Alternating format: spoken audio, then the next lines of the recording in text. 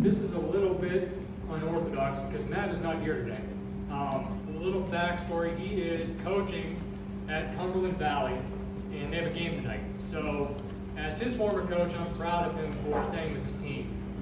But I said I'd be here for him. He called me about a month ago, and he said, would you mind presenting me at the Hall of Fame?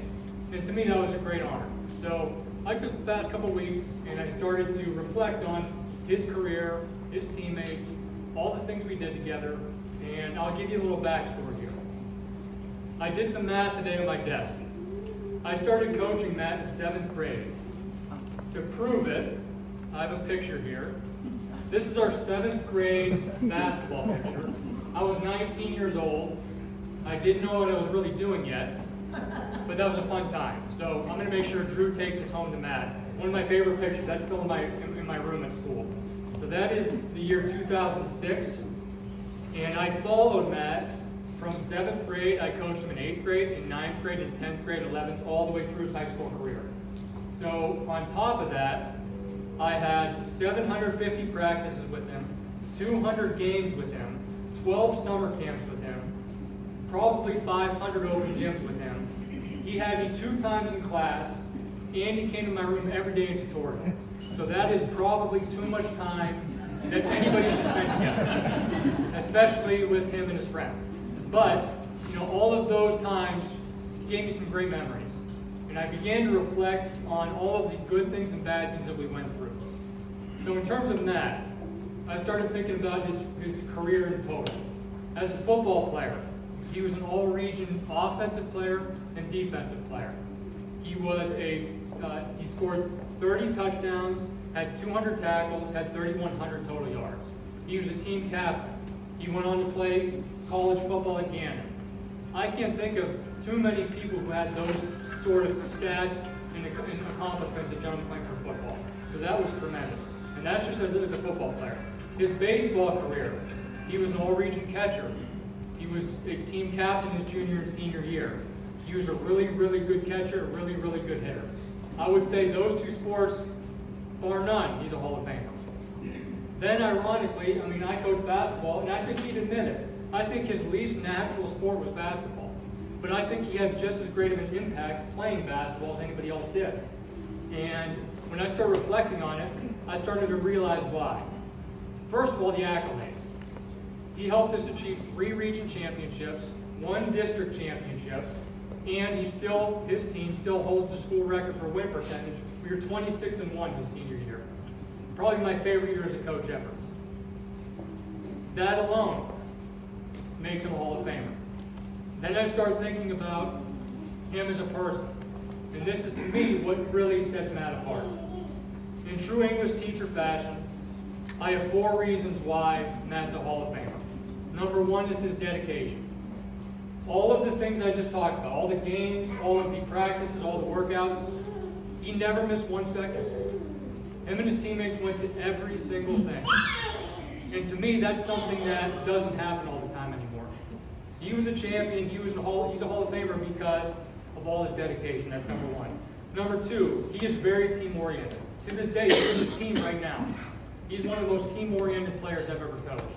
All he cared about was winning. All he cared about was his teammates. One quick story about that. We were playing in the district semifinals his senior year. We were playing Hickory.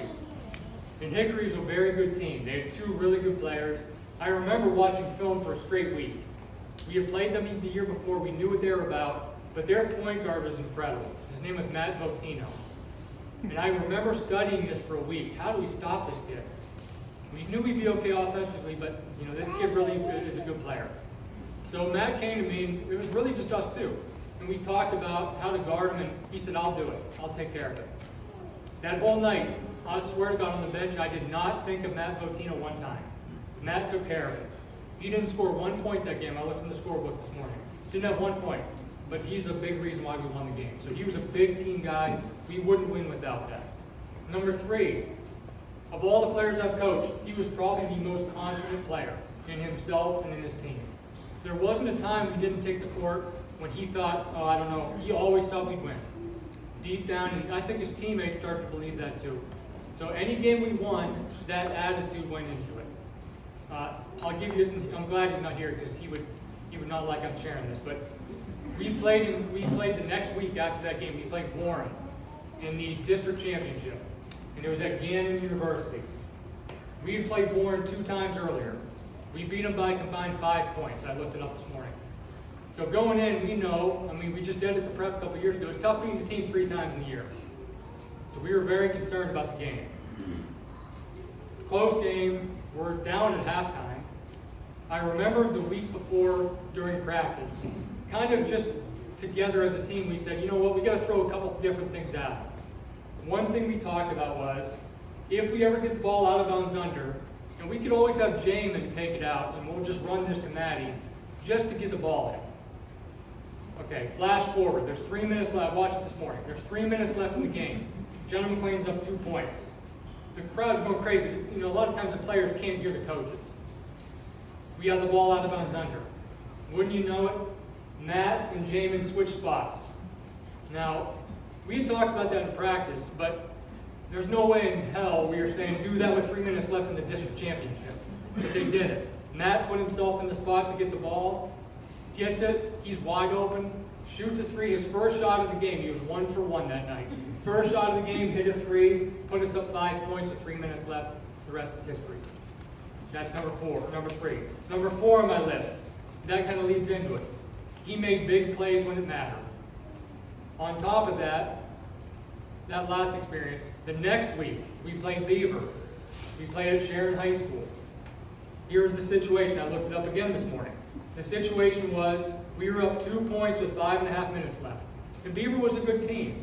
And it was one of those games that was a grinded out. We had to get a stop. They had to get a stop. And it was a really low-scoring game.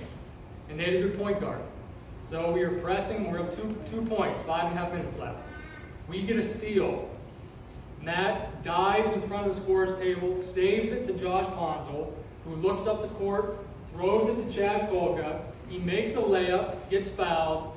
Our whole crowd goes crazy. Our bench explodes. Matt sprints through the whole team and hugs Chad, and him and Josh high-five, and I have it all on film. That's probably my favorite Matt Astorino story. He did everything. He was a team player. He thought about what was best for the team. He made a good pass to a teammate. He made a hustle play, and he celebrated with his teammates. And he didn't have 1 point that game. To me, that's why he's a Hall of Famer. It's all the accolades. It's all the individual intangibles that he presented to the team. To me, Matt Astorino is one of my favorite players. So personally, this is my last statement. I thought of it this morning. When I first started with Matt, he was a Hall of Fame teammate. He was the best teammate that anybody could want. When he started to play and he got into his high school years, he became a Hall of Fame player. I just proved it, all his stats. And now he's a Hall of Fame member. Congrats, Matt.